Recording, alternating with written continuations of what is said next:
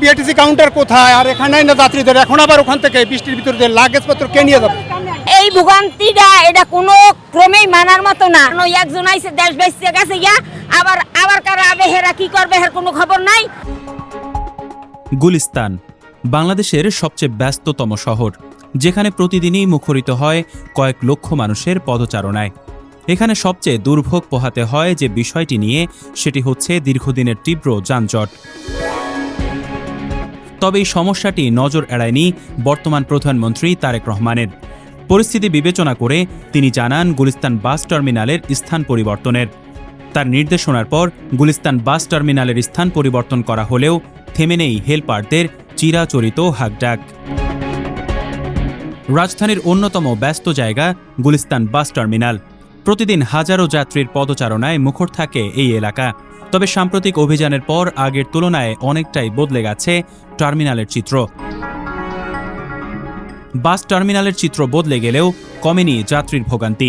যাত্রীদের অভিযোগ, টিকিট কাটার সময় তাদের জানানো হয় বাস আসবে, কিন্তু কিছুক্ষণ পরই জানানো হয় গুলিস্তান ফ্লাইওভার নিজে যেতে হবে, এরপর আবার অন্য জায়গায়।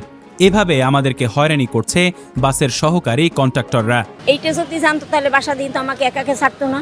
এরা তো জানি না যে বিআরটিসি এইরকম কাহিনী শুরু করছে, তাহলে আমরা কেমনে চলতাম বা পথে ঘাটে। এই যে নামাই দিয়েছে কোথায় জানেন, একটা গাড়ি দিয়ে যে নামাই দিয়েছে হেন্দে ওই মাটিয়েছি, এখন আবার বিআরটিসির হাঁটাইলে এখন পর্যন্ত গাড়ির খবর নেই। তো কি করা যায় না? এই ভোগান্তিটা এটা কোনো ক্রমেই মানার মতো না। আমি একটা বয়স্ক মানুষ, এত দূরে হাঁটতে পারি? হাঁটা সম্ভব এত দূর? আমরা তো 500 টাকা হাঁটি না বাসা দিয়ে রিক্সা উঠি, রিক্সা দিয়ে গাড়ি তুলি। এই গাড়ি তুই এখন এই যে রাস্তায় হাঁটতেছি, কোথায় নেবে কে জানে। সরকারের উদ্যোগ মোটেই ভালো না, কারণ ওই একজন আইসে দেশ বেঁচে গেছে ইয়া আবার কারা আবেহেরা কি করবে এর কোনো খবর নাই। আবার যারা আসবে হেরা আবার কি করবে খবর না। জনগণ মরতে মরতে ওরছি একাল গুলি মারিয়ে শেষ করিয়ে দিই কোনরা। তবে অনেক যাত্রীরা টার্মিনাল স্থান পরিবর্তন করার বিষয়টি জানেন না। সে কারণে ভোগান্তি ও হয়রানির শিকার হচ্ছেন বলে অভিযোগ করলেন আন্তনগর জেলা বাস যাত্রীরা। বিআরটিসি কাউন্টার কোথায় আর এখানে না যাত্রীদের এখন আবার ওখান থেকে বৃষ্টির ভিতরে যে লাগেজপত্র কে নিয়ে যাবে? এই হয়রানির শিকার কেন আমরা হচ্ছি? এর প্রতিকার চাই আমরা। তো এই দালালের সিন্ডিকেট যারা ওনাদেরকে ধরেন, ওনারা টিকিট টাকা নেওয়ার সময় মানুষের কাছ থেকে বলে যে এই গাড়ি এখন আসছে, অথচ 1 ঘন্টা পর গাড়ি আসে কেন? সমস্যা হেরা কই দেয়। আগে তো জানতাম ওই বিএসিডি গাড়ি ওই ছাড়তো, ওই নিত লোক, ওই টিকিট কেটে লোক গাড়ি ধরতো। এখন যে গাড়ি দেখে তো জানতাম না। এখন আইসে শুনতেছি যে এখানে নাকি এটা করা হয়েছে। স্বাভাবিক, এটা তো আগে থেকে ভালো হয়েছে অনেক, কারণ এখানে যে পরিমাণ জ্যামজট হতো, টিকিট পাওয়া যেত না দালালের জন্য, তারপর আসে দাঁড়ায় থাকা লাগতো। তো সেই দিক দিয়ে অন্তত কিছুটা ভালো হওয়া আশা করা যায়। প্রধানমন্ত্রীর নির্দেশনার পর টার্মিনালে নজরদারি ও অভিযান জোরদার করা হয়েছে। সংশ্লিষ্টদের দাবি শৃঙ্খলা ফিরিয়ে আনতে এবং যাত্রী সেবা নিশ্চিত করতেই এই উদ্যোগ। তবে যাত্রীদের ও নগরবাসীর যানজটের কথা চিন্তা করে এ বিষয়ে উদ্যোগ নিয়েছে সরকার। যাত্রীদের একটাই অভিযোগ, এখান থেকে টিকিট কাটি, ওনাদের যখন এই ডিপো থেকে ওই পর্যন্ত হাঁটাই নিয়ে যায়, এই ক্ষেত্রে এদের অভিযোগ, ঠিক আছে, তখন তারা অনেক ভোগান্তিতে পড়ে। আমাদের 2 মাস টাইম দিয়েছে, 2 মাসের ভিতরে সায়দাবাদ অবস্থান করতে বলছে। তারপর 2 মাস পর আমাদের কালীগঞ্জ আমাদের সেটেল করে দেবে প্রধানমন্ত্রী বলছে, ঠিক আছে। আগে বিআরটিসি সরাই নিয়েছে, তারপর আমাদের সরাচ্ছে, কিন্তু এই জায়গায় কোনো সিন্ডিকেট নেই। শেখ হাসিনার আমলে এটা পাশ করাই থুয়ে গেছে, কিন্তু যায় নাই। এটা অনেকবার বলছে যায় নাই, কিন্তু এইবার তারেক রহমান বাস্তবায়ন করছে। কিন্তু এক্ষেত্রে আমাদের ঢাকাতে যানজট অনেক ক্ষেত্রে কমে গেছে।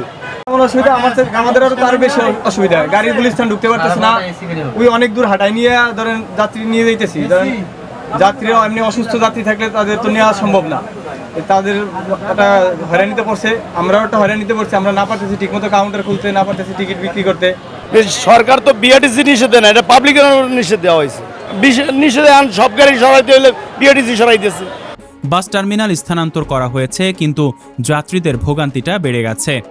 যাত্রীরা বলছেন টার্মিনালের পরিবেশে পরিবর্তন চোখে পড়ছে। তবে এই শৃঙ্খলা যেন শুধু কয়েকদিনের জন্য না থেকে স্থায়ী হয়, সেই প্রত্যাশাই তাদের। মানুষের যে চাহিদা, এটা যদি পূরণ করতে হয়, কিছুটা কষ্ট তো প্রথমার্ধে হয়ই। একটা পরিকল্পনা অনুযায়ী শহরের যে একটা পরিস্থিতি ঠিক রাখার জন্য সরকার বিভিন্ন পদক্ষেপ নিতে পারে। সেটার জন্য জনগণের কিছু সামরিক কষ্ট হইতে পারে, বাট পরে তারা সেই সুফলটা ভোগ করতে পারবে। এখন হয়তো বোঝে না, নানান রকমের মত তাদের দিতে পারে, তারা এটা তাদের ইচ্ছা। এই বিষয়টা তো খুব এখন তো ভালো দেখতেছি, এখন আগামীতে কী হবে বলতে পারি না। এখানে যানজট ছিল আগে, এখানে আসলে মনে করেন দালাল ধরতো, ঠিক আছে। গুলিস্তান বাস টার্মিনালে এখনকার পরিস্থিতি পর্যবেক্ষণ করলে দেখা যায় আগের তুলনায় টার্মিনাল অনেকটাই নিয়ন্ত্রিত। তবে এই পরিবর্তন দীর্ঘমেয়াদে ধরে রাখতে নিয়মিত তদারকি ও কার্যকর ব্যবস্থা অব্যাহত রাখা জরুরি বলে মনে করছেন যাত্রী ও সংশ্লিষ্টরা। অভিযানের মাধ্যমে দৃশ্যমান পরিবর্তন এলেও টেকসই শৃঙ্খলা নিশ্চিত করাই এখন সবচেয়ে বড় চ্যালেঞ্জ। নিয়মিত নজরদারি অব্যাহত থাকলে যাত্রী সেবার মান আরও উন্নত হবে বলে প্রত্যাশা সবার। শাহ মোহাম্মদ মনির হোসেন, অগ্রযাত্রা প্রতিদিন, ঢাকা।